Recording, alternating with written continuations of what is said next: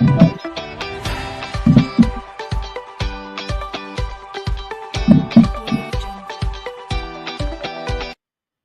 everyone. Welcome to the Cynthia Linux Show.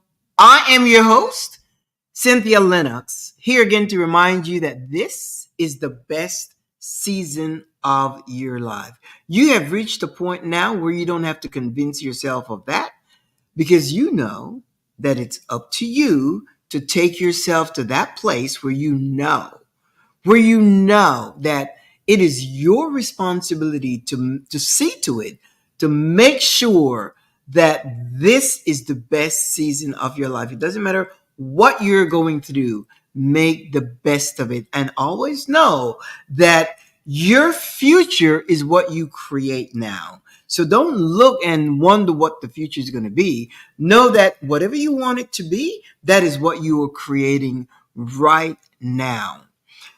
Now, this journey of self-discovery, it gets juicier and juicier. At least it is for me. Remember, self-discovery is not a journey that has a destination. Self-discovery is an ongoing process of evolving in your mind, evolving psychologically, mentally, emotionally, just evolving, even in your physical being, as we evolve and as we learn things, we're learning how to better take care of ourselves so that we can reach into a season of centenarians or whatever, of course, if you're 40 or 50, you're not thinking about that. But the point is to walk through life healthy and strong and well able to do the things that you want to do, that be travel or sports or hike or jog, whatever it is that you want to be. You want to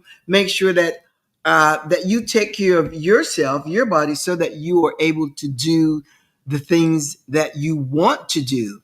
And speaking about things that you want to do, sometimes we don't really pay attention to that which we desire, to that which we want to do, to that which we hope for. We don't pay attention to that because we're so busy being distracted.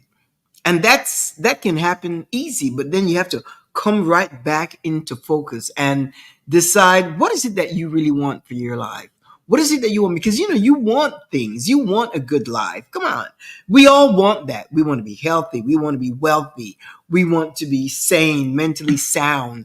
We want to have good social relationships. We want to have good connections with our partner, our husband, our children, family, relative, acquaintances. We want to be in a good place with everyone because that's what makes us able to live cohesively with the people around us. So, and not just wanting that good relationship, but we want to have a good life. You have to be honest with yourself. I talked in one of my shows, my earlier shows, that you have to be intellectually honest with yourself. What is it that you want? And then set in your mind that, first of all, you have to decide that you deserve it. And then you have to determine how you're going to get it. But in all of that, you have to first know who you are. And I don't know that I have touched on that before, but I did sort of an experiment asking people, who are you? Do you know that what I discovered with that is that most people don't know who they are? They have a heart. They'll tell you what they are, what they do. I'm the mother of this. I am, they give you their names, where they live, that a whole bunch of things, but they really don't have a clear understanding of the essence of who they are. Who are you? Why are you here? What do you wish to accomplish? What's the purpose of you being here? But to start with, who are you? If you can't define that, it becomes rather challenging for you to discover who you are. It's a journey of self-discovery. Because as I share all the time, if you don't know who you are going to become who people tell you you are. And what happens is that we go through life being a people pleaser to those that may compliment us and tell us good things about ourselves, or to those that may even be critical or judgmental toward us. And then we try to outperform the criticism or the judgment. And we try to do things that will align with the person's perspective of who you should be. But when you are, this week I had some questions in my mind about stuff, my own personal life. And my husband said to me, you know what, you just need to be your true authentic self. He said you need just to be who you are, and it doesn't matter what anyone says. You just, because he says once you come out of alignment from that truth, then you will lose it. He said, you just need to be who you are. Even if you keep repeating yourself, it does not matter. If that is the message that you want to communicate, then that's who you are. That's your passion. And he said, if that's what compels you to share with people, then you need to stick with that. And if you reach 5 people, if you're able to influence, touch, inspire, motivate, encourage 5 people, then you have done well. Continue to do so. So I was encouraged by that.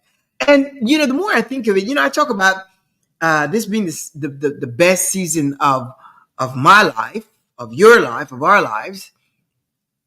When I started my show, I started with the name of this show was going to be The Happy Mindset. And with that, it's just because I just really want to see people living their best lives. I want to see people living life with gusto, taking life by the tail, and whatever situation you're faced with, being able to handle that, to figure things out and to handle it, to be resilient, to bump back up to yourself and be able to navigate, in the whole platform of joy, of fun, contentment, positivity, and being optimistic about life, and not setting yourself up with words like life is hard, life is difficult, I'm just lifing. No, you want to make sure that your life is rich.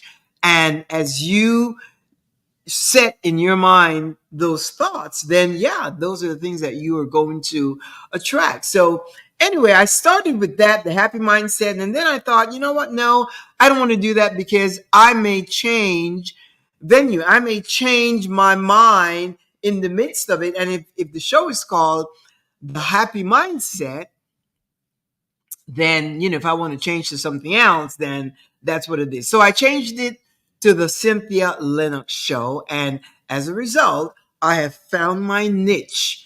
And that is, this is the best season of your life. And I will continue to say that, because not only is it good for me, but that is also good for you to be aware of that and to settle that in your mind, so that you can go through life thinking it's the best season of your life.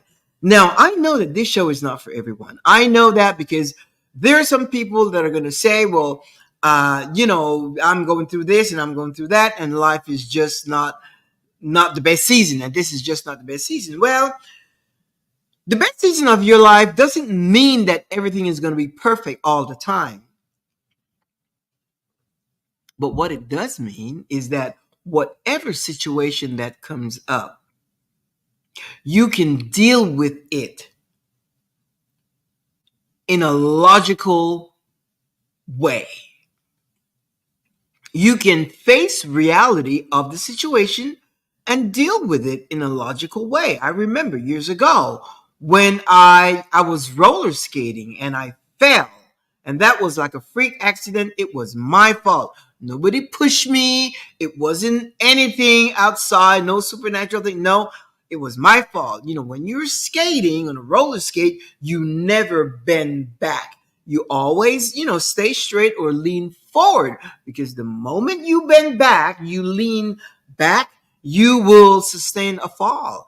And I did. I fell like it was like, and I had fallen before, so there was this, I think her name is Susan.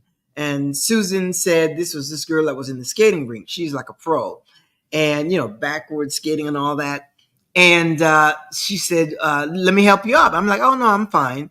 And I try to pick myself up. And look, let me tell you something. I have fallen before roller skating. So I went to do this, with my hands on the floor. I cannot even describe the level of pain that I experienced with that fall. So I couldn't walk. Come to find out, my leg, my foot, not my leg, my foot, from the ankle a little further up, it was like this. It was it was hanging. Did I expect that? Of course not. I didn't expect that.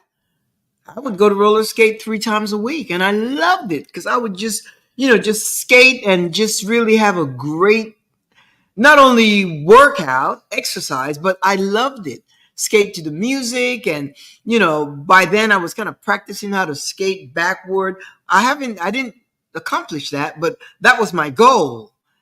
But I fell and broke my leg this way. Broke my leg. That turned my world upside down. You know why? Because I had never broken any part of my body ever, not even as a kid. And I used to skate a lot as a kid, and I used to ride a bicycle, and I have, jumped off a cliff, and just jumped off a tree and so forth. I've done all of that and never broken any part of my body. So I didn't even know what to expect. All I know is that I could not stand on my foot. I could not, because it was completely detached. The only thing that was keeping it in the skin was the skin, but the bone, the ligaments, the muscles, all of that, it was completely torn, detached. I could not even walk. I could not even get myself to the car or anything like that. So anyway, one of my friends was there, and took me to the nearest care, urgent care. They did an X-ray, and the doctor said, you have to get this, surgically fixed like right away. Otherwise, the bone is going to set, and it's going to cause problems, issues, whatever. And I was like this, when they had to, from the skating rink, they had to put me in a wheelchair, get me to the car. From the car, they had to meet me with a wheelchair, and then I had crutches to come home, and all of that. And I'm sharing that to say this: it was something that happened unexpectedly, but we just have to figure things out. We just have to figure things out naturally, in make it a real situation.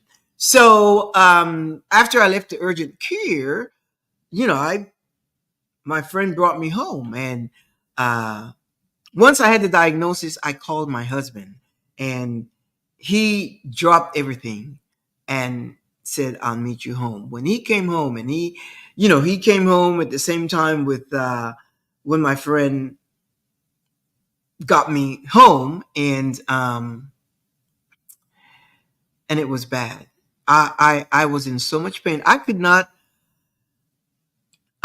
walk, and even though I had crutches, it was just difficult. So I fell. I fell in the hallway, and it was just a mess. All I knew is that I needed to have. It's interesting when you're put in a situation like that, things kick in. Your logical reasoning kicks in, and you start. Something happens in your mind that makes you so creative to get things done. So I got home, and well, even prior to that, my husband had to go back with my friend to get my car. And while he was on his way, he called his doctor, and he has a retainer doctor. So, this doctor is, he has him on speed dial. So he was able to get a hold of his doctor right away. And, my doctor is totally different. In the meantime, I'm calling my doctor, and, how this works. When you have a PCP, you have to get a referral. And then, when you get a referral, it doesn't mean that you're going to get it doesn't mean that you're going to get an appointment right away. The appointment could be a month away. And then once they see you, then they have to refer you to a surgeon. It could be like 2 months. So anyway, my husband called his doctor and he says, I need you to, well, he told him what the situation was. And he said, I need a doctor, a surgeon. Cynthia needs, my wife needs, and of course, I know he's Dr. Bradley. I know him. He knows me as well. And he said, so Dr. Bradley gave him 3 referrals, and called one. He was in the Bahamas, having vacation with his family, and then I called him. Well, I didn't call another one. I sent an email. And I said, Dr. Heyer, I'm in so much pain. I didn't know this doctor. He's a surgeon. He's an orthopedic surgeon. And I said, I'm in so much pain, and I need your help right now. I need your. It was like a long. And then I sent him the report from the doctor. I first sent an email. And he said, do you have the doctor's report? So I scanned it and faxed it to him. Well, scanned it to him. And this was like, by then, it was like 11 o'clock at night. I just took a chance. I took a chance because you know what? The urgent care doctor said, you need to have surgery right away. And that just stuck in my mind. It's like, we need to do something. And my husband, he was just on overdrive. He was on high octane because all he knew in his mind is that Cynthia, my wife, needs surgery right away. And I need her well. I mean, we just think in those terms. So Dr. Heyer, the doctor, wrote back and said, he said, if you are available tomorrow at 2:30, I can perform surgery. Imagine that, 2:30 in the afternoon. And he is. And I said to my husband, like, if you're available, of course. I don't care what time he would have told me. I would have been available to have the surgery done.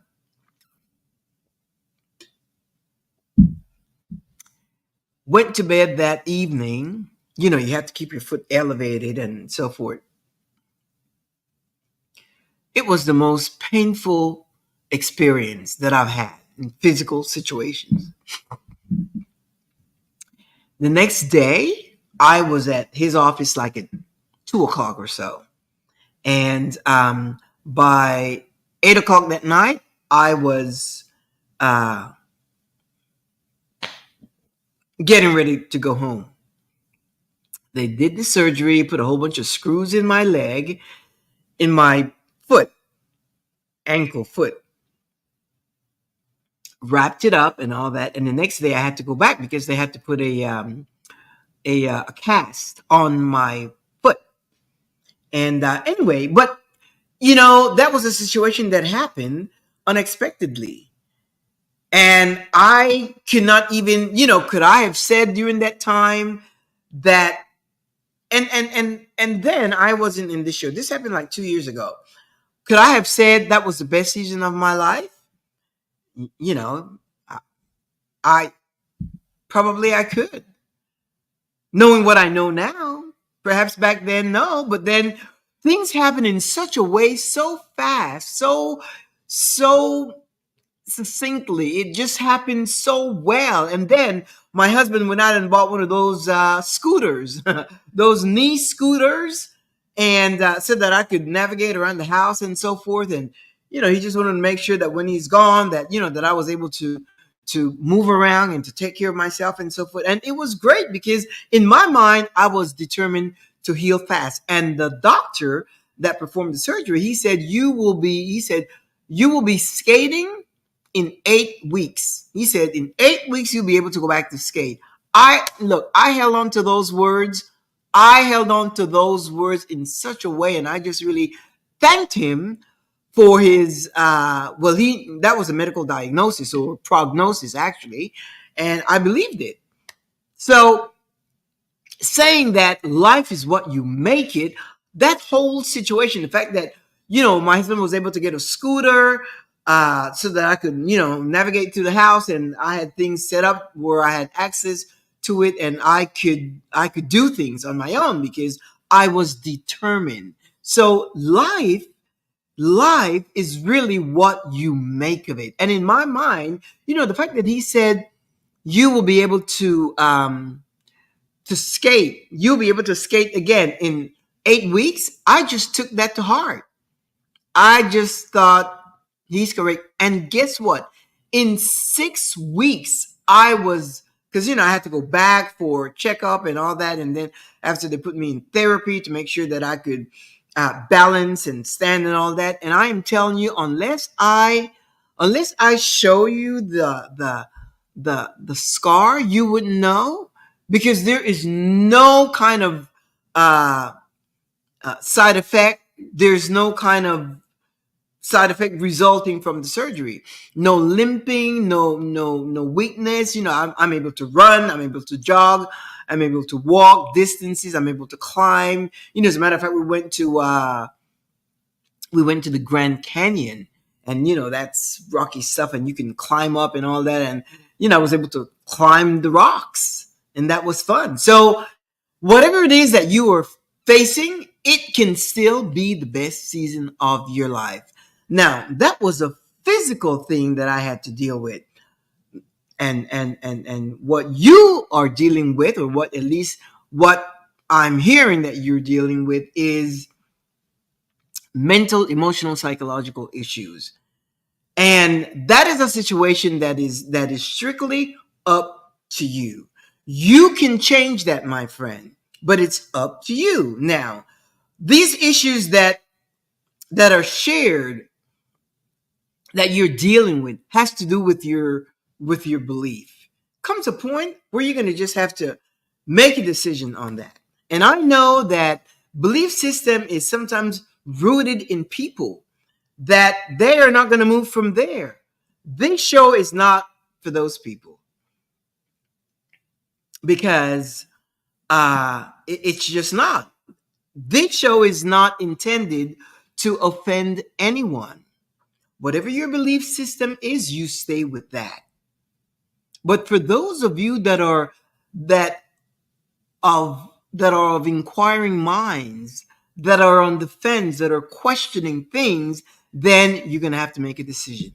Otherwise, you can drag it out. You can drag it out. Now, if your experience is caused by religious trauma, you can then seek medical help. Now you've got therapists and psychologists and psychiatrists that are dealing with religious trauma, because that's a real thing today. So if you think that you need that, then you need to seek help. Other than that, if yours is not that, then you simply need to make a decision and be honest with yourself. To be honest with you. Otherwise, you walk around being a people pleaser. You try to be pleasing to everyone. And that's one of the things also, that you've got to be careful of that whole dynamics of being a people pleaser, because when you are, I know for myself, and I'm going to speak for myself, and this is kind of like a carryover from what I shared in my show last week about, what my experience was when I was coming out of this religious circle, religious construct, and so forth. And one of the things is that, we want to please people.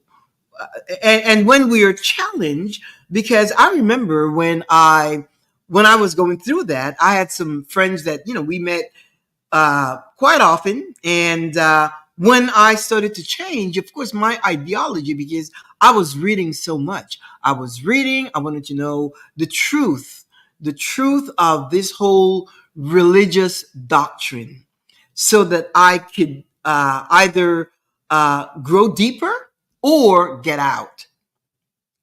And I had to remove myself from the circle in order to be in a place of a neutral stance where I wasn't biased, because it's easy to read. It's like now when I read, I've read the Bible many times, and you read it with a biased mind, and not with critical thinking skills. You just read it and you just assume that everything is okay. Not that sometimes I go back and I read something, and for me, the Bible is simply a book of reference. It's not, it's a storybook.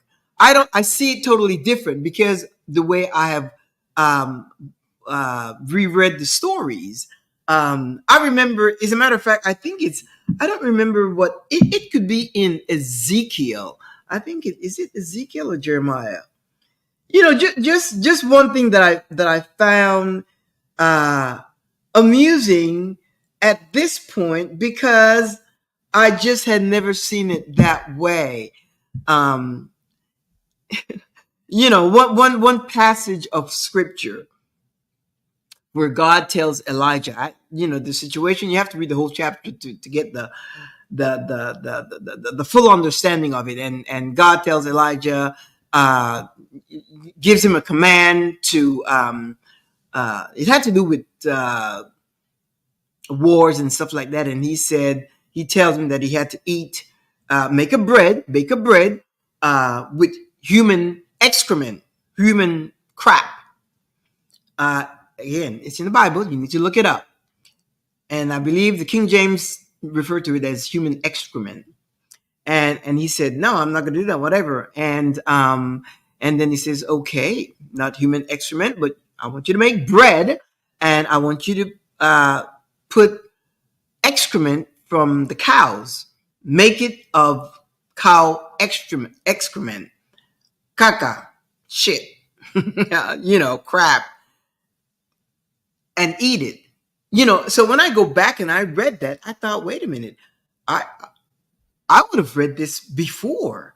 I would have read this before. As a matter of fact, let me see if Isaiah. Well, you know what? I don't even, because I don't get into that. It was just I was on a public podcast where I heard it, and then I went back and I read it. I thought, this is crazy. I've never read that, but it's in there. And then I thought, well, at this point it doesn't bother me, because again, it's a book of stories. That's how I see it, but it's in there. When God tells Elijah to go make bread made of human excrement. It's in there. Anyway, so you start looking at things totally, totally, totally different, with a totally, different eyes, critical eyes, and so forth. So the thing is, you have to know for yourself what it is. Remember, you go back to want to find out who you are. Who am I? You have to know all of that, because if your belief is embedded in you in a place where you have no room to question anything, there's no way that you can discover who you are. Why? Because you have taken on a belief system that is someone else, based on claims that someone else has made, and you taking it upon yourself to be part of who you are. Again, I was on this public podcast, and one of the guys they said, our identity is in Christ. Outside of Christ, there's no identity. I don't subscribe to that ideology at all. If you subscribe to that ideology, then this show is not for you. This show is for people that are open-minded and want to know truth, want to discover your truth, so that you can start to walk in your truth and live a life that is free from judgment and condemnation and fear. And then it's interesting because there was another person that came up, and that person's name was Mrs. Jesus Christ. You think I'm kidding? I'm not kidding. I thought it was a pseudonym. I'm sure everyone else also thought it was a pseudonym. Mrs. Jesus Christ. So after this person gave her spiel, it was a little off. It was almost like, illogical reasoning. And the host asked her, for her name. She said, "Well, what's your real name?" She said, "I see that you have Mrs. Jesus Christ, and what is your real name?" And this person said, "I am Mrs. Jesus Christ." And so the host said, "Well, can you elaborate? How did you come up with that?" Because she said that she is the bride of Christ. And the host just left it as that, at that. She said, "Because I'm the bride of Christ, and we know that the Christ is a male, and she is the representative. She is the bride of Christ and is waiting in order to be released so that everyone will know that she is the wife." She said. She didn't say bride. She said the wife of Jesus Christ. So anyway, this whole religious thing, my friend, you can get into psychosis. It happens. There was another guy on the podcast as well that one of the questions was talking about obedience. And the question was, if God asked you, as a matter of fact, I think I mentioned it in my show last week, if God asked you to unalive, kill one of your family, your kids, your spouse, and whatever, would you do that out of obedience? And the people that were part of it, because it was like a panel of Christians and people that have come out of the faith, 5 and 5. And the question was to the 5 Christians there: if God asked you to kill, if you believe you heard the voice of God. And then of course they made reference to Abraham, and they all said yes. They all said absolutely they would obey. Comes at a point where religious psychosis can kick in, and what it causes is hallucination and paranoia. It's called, I think it's auditory psychosis, when you believe you have heard a voice, or sometimes visual psychosis, where you think you have seen something or God has shown you something and you go by that. So you have all of that. That's what, when we talk about religious belief system, those are the things that people are dealing with. That's what you shared, that you were dealing with all of that, and you're trying to get out. You're trying to come. You try to rationalize. You try to reconcile your belief, from a child to now, and you're questioning about, you're questioning the veracity of the Word of God and so forth, and you're having a hard time. Well, you're gonna have to make a decision, because you can't drag it on. If you drag it on, you will not be able to live and enjoy your life now. And do you know what I find? I find that, and one of the things that you have to also come to understand, this whole, people call it deconstruction, but I call it a journey of self-discovery, because it just happened that a lot of you that, subscribe to my show are from a religious background. So for you, it becomes a journey of deconstruction. You're deconstructing from religious doctrine. But when I say a journey of self-discovery, it's because people of all walks of life, people of all walks, if you go to Europe, people don't have these kind of issues, because they have a different ideology, a different concept, a different way of living. They are not, a lot of European countries are not religious. not like it is in the US. But they may be discovering their true authentic self because of, other situations. They may be uh, someone that's been very insecure or shy, or not confident, and so forth. So it's really a journey of self-discovery. But if it becomes a journey of deconstructing from religious doctrine for you, then so be it. But once you're going through that, and again, I am kind of uh, focusing on that just because that's what you have said. That's what you have shared. And I want to make sure that I address that. But one of the things that you need to understand, you don't have to explain yourself to anyone. And I find that a lot of religious people do that. They try to explain and justify and tell you why they believe it. You don't have to. You don't have to explain anything. You just go through a change uh, as you evolve. And going back to my story with my friends, when I left and I started my journey, and the friends that I used to go out with, and someone said something, they brought something up, and by then I had a whole different idea about this religious walk. I wasn't interested in any thing, and I think they were talking about something about what happens when we die, and somebody asked, so you just die. And then somebody said something about, well, where do you think the soul goes? And then I went into this whole dialogue. Well, what's the soul? And so, do you think it goes nowhere? Well, no.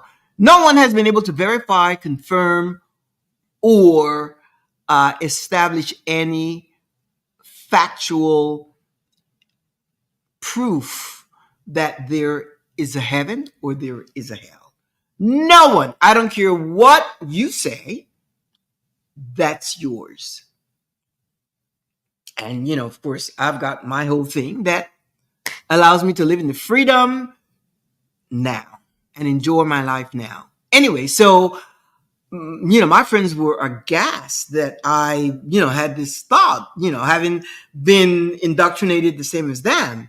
And one made a comment that was kind of offensive, kind of disrespectful, and I didn't like it. But because we were such good friends, I didn't create a scenario, a scene, or anything. But on my way home, I called and I said, to that friend, and I said, I said, are you free tomorrow? Can we have dinner? Can we meet at this place for dinner? And she said, oh yeah, whatever. So we met the next day, and I, we had dinner, a glass of wine, and so forth. And I went through this whole thing, and I said, and I explained to her, in order for us to continue our relationship as friends, there has to be mutual respect. And because my views no longer align with your views, it doesn't mean that they're not valid. And of course, when they said that the day before and kind of smirked, they meant no harm. But it was important for me to nip it right away so that it didn't repeat itself, because I valued the relationship. And till this day, we're still very close friends. As a matter of fact, we are able to talk about so many different things because this friend has allowed herself to grow and evolve. And, she has kept an open mind and, has remained curious to know more. And now her whole thought process is, has changed. It's different, totally different. But I had to do that. So you may have to do that with some people. Don't try to justify or explain or try to, abridge what you think, or, curtail your thoughts, or try to, no, you don't need to explain anything. When you say that, and you know why people get triggered? It's because when you believe something, when you believe something, it's not it's not the truth. It's not facts. It's not verifiable. It's not something that you can show. It's not something that you can prove. It's not something that you can verify. You cannot. So it challenges your own intellect, and your emotional intelligence just goes out the window. You don't want to hear it. On the other hand, I went out with this other friend, and I am living such a wonderful life that sometimes I just want to share. I just want to share, and just and this friend is still, is very religious. And I just said, you know what, oh, I'm just whatever. And I was just sharing how wonderful life is, and how my husband and I are so aligned, and the things that we were engaging. This is a close friend. And I shared that. I just wanted to share it. That's it. I just wanted to share it to a friend. Well, by the time I was finished, this person, started saying to me, well, the same way you feel that way, I am going to let you know that no one is going to move me from my belief in Christ. And and I was like, where did that come from? He's like, that wasn't the heart that I shared. I didn't. It wasn't a tit for tat. I just wanted to share my heart with you as a friend. I won't do that again. I won't do that again.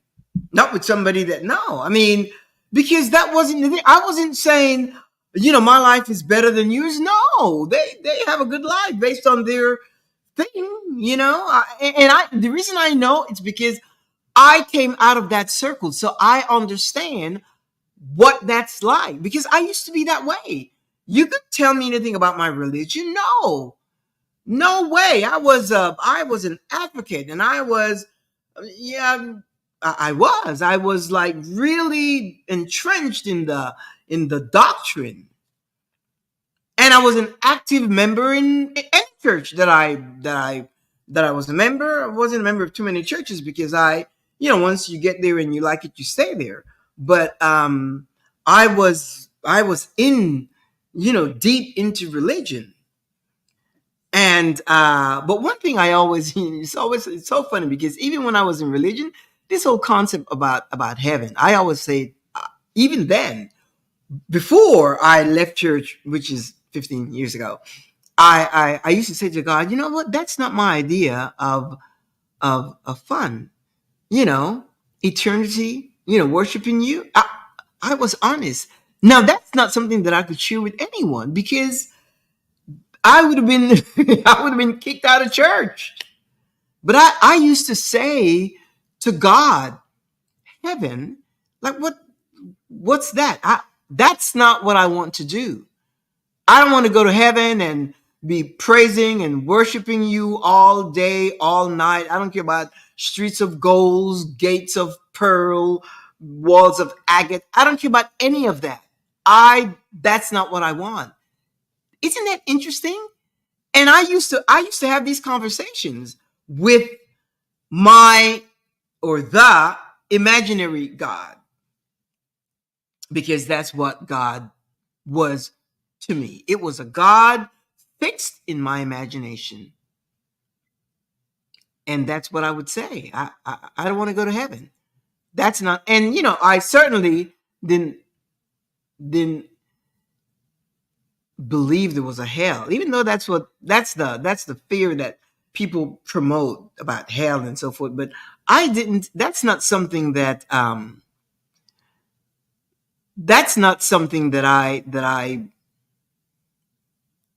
paid too much attention to.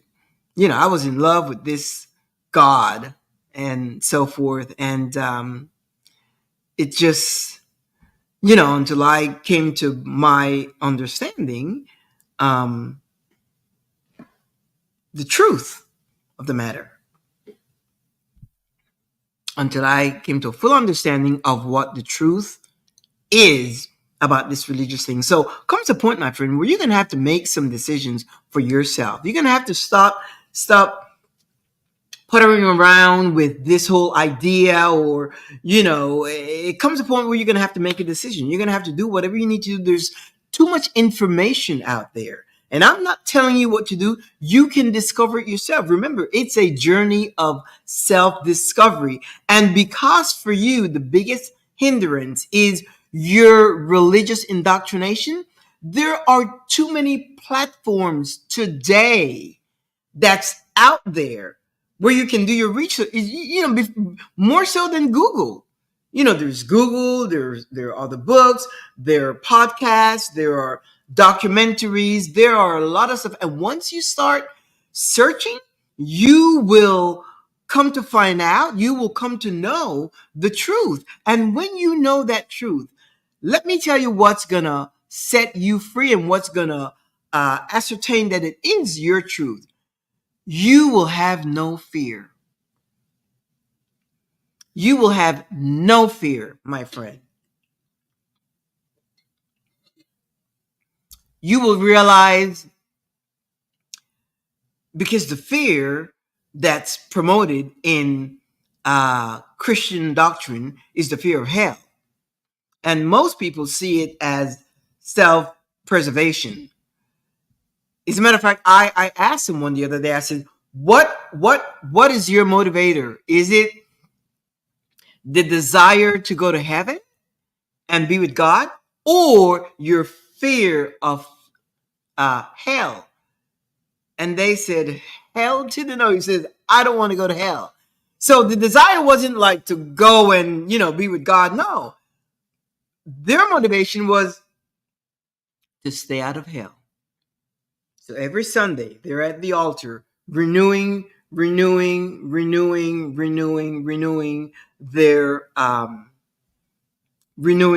their salvation. That whole thing. I mean, just think of it.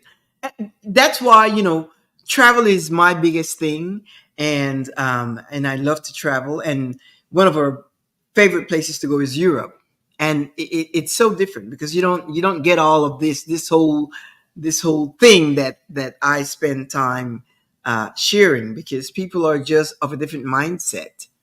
And the thing is, regardless of what you think about, whatever doctrine that you subscribe to, the Christian religion is the most they're most active in because the Great Commission is to go and win souls. And of course, every religion think their doctrine is the true doctrine, the right doctrine, and none of it prove none of it prove to be true. None of it. Because with Christianity, it only has to do, or all it has to do, is with belief. It's your belief system. It's simply what you believe. And you can believe anything. You can believe anything. Doesn't make it true. Maybe true to you, but in as I shared last week, all of the things that are in there, it's not sustainable. People can't live that kind of a life. And then somebody says, well, your ways, God's ways, is higher than your ways, and who can know the mind of Christ?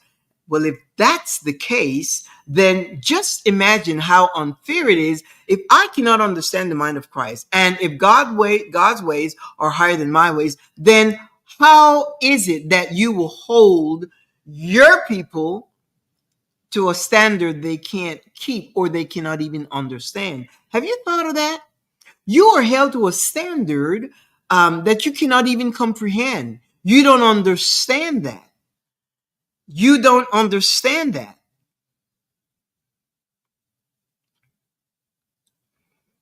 And then the Bible tells you, lean not unto your own understanding,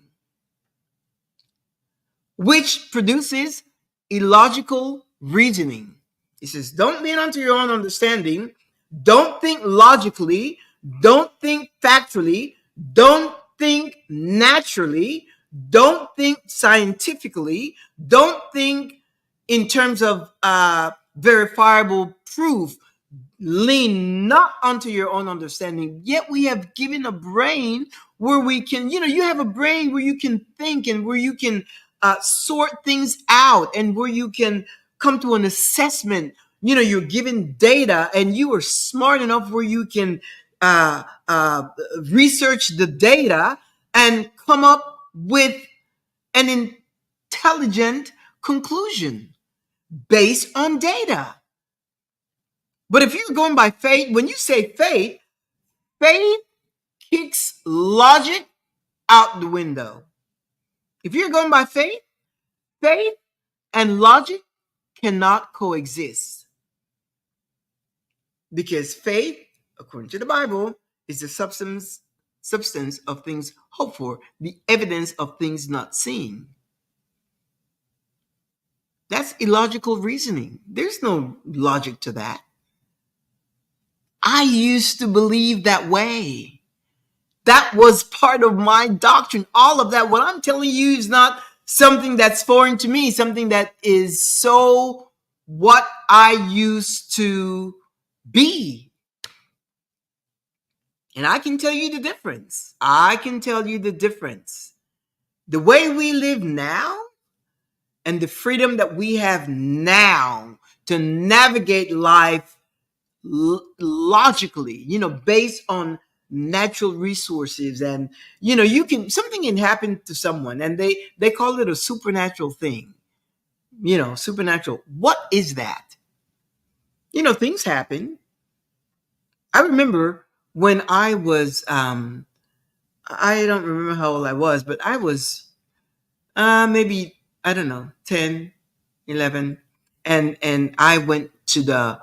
um I went to it wasn't a beach, it was to the ocean with my friend, this other girl, couple of friends. And it's not a place that we should have been to in the afternoon with our uniform and so forth. We just went walking around the ocean. This is back in my country. And there were these big rocks, and you could, we took off our shoes, socks and everything, and we were walking from rock to rock. And we had put our school bags and books and over here in the grass. And it was just a nice afternoon. The sun and the wind, and then the waves against the rocks. These are big boulder rocks and so forth.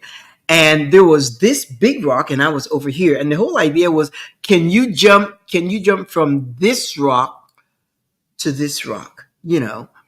And remember, in the middle there's the water gushing against the rocks, and there's a little thing, little depth down here that I could have fallen into.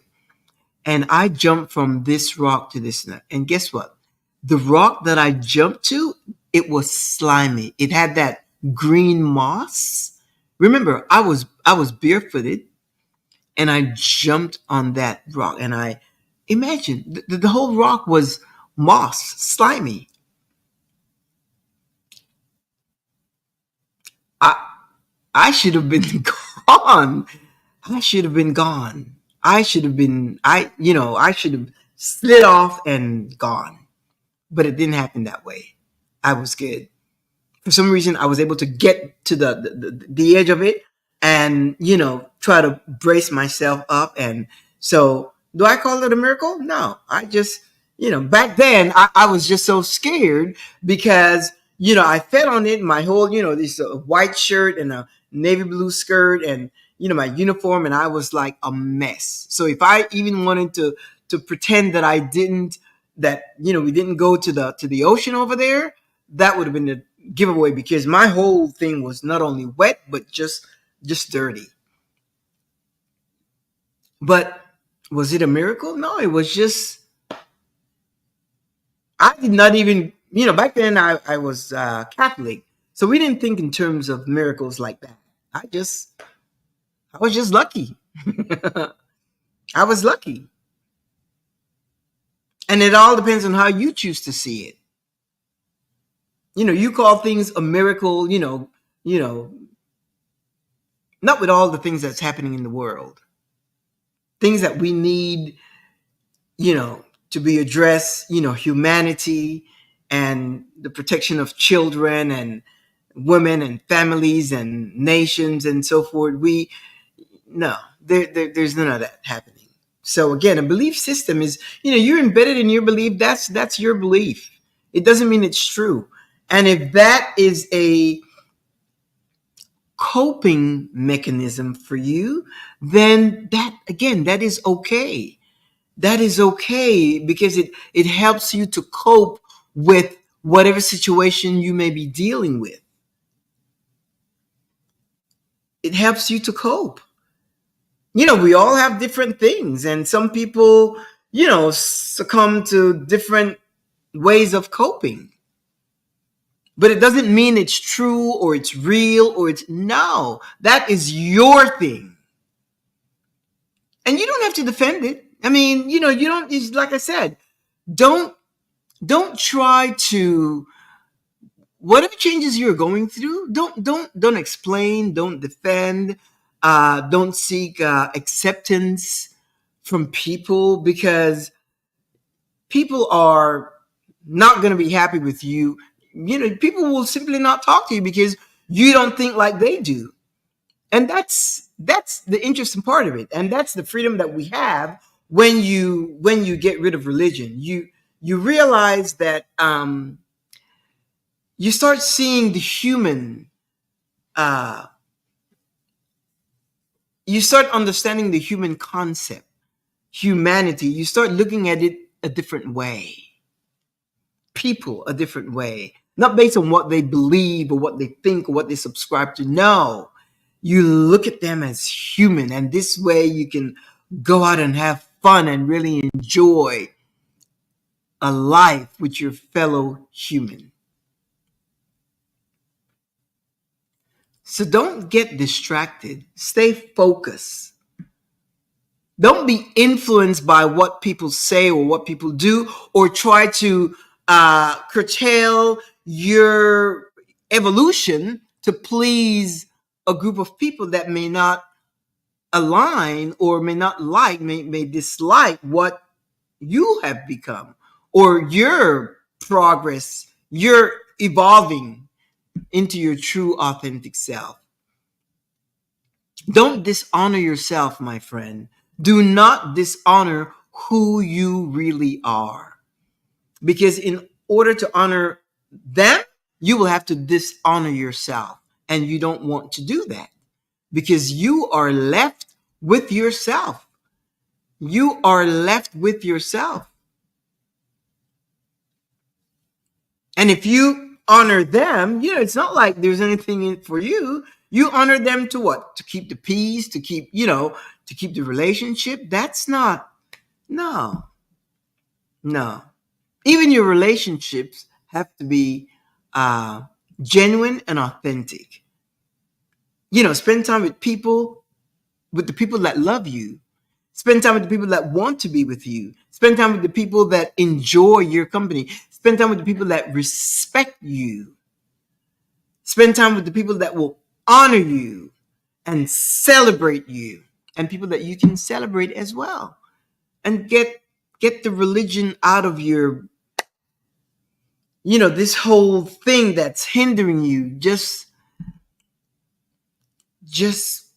come to a place where you have a clear understanding. And look, you may say, you know what? No, I'm staying here. I don't want to, discover who I am. This whole journey of self-discovery is not for me. I rather stay here because I want to be secure in case there's heaven and there's hell. I want to make sure that I go to heaven. If that's your belief, then at least you make a decision.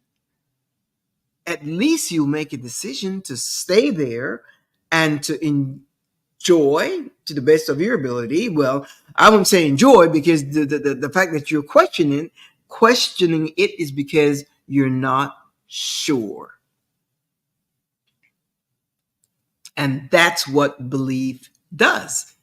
Belief is because you're not sure. And when you're not sure, this show will trigger you. If you feel triggered, it's because you're not sure.